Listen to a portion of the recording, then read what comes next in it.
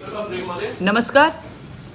मुलींचे स्तन पकडणे, तिच्या पायजम्याची नाडी तोडणे हे बलात्काराच्या प्रयत्नाचा आरोप करण्यासाठी पुरेसं नाही, असं अलाहाबाद उच्च न्यायालयाने आपल्या आदेशात म्हटलं होतं.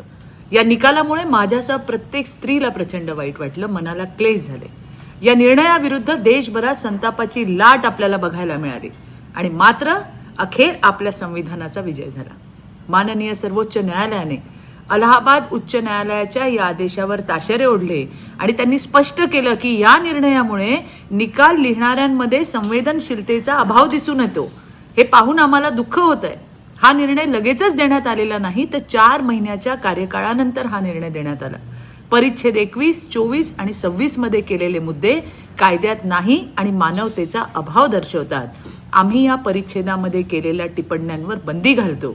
माननीय सर्वोच्च न्यायालयाने अलाहाबाद कोर्टाने दिलेल्या निकाल रद्द केल्यामुळे महिलांच्या मनात जे अविश्वासाचं, जे असुरक्षिततेचं जे वादळ होतं ते आता क्षमलंय.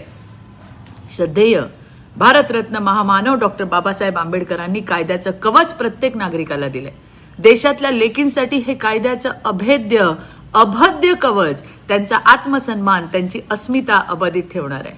म्हणूनच माननीय सर्वोच्च न्यायालयाने घेतलेल्या भूमिकेमुळे आलेलं मोळब दूर झालं, हे मात्र नक्की.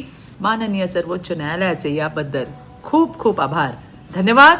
जय हिंद, जय महाराष्ट्र, जय भारत, जय संविधान.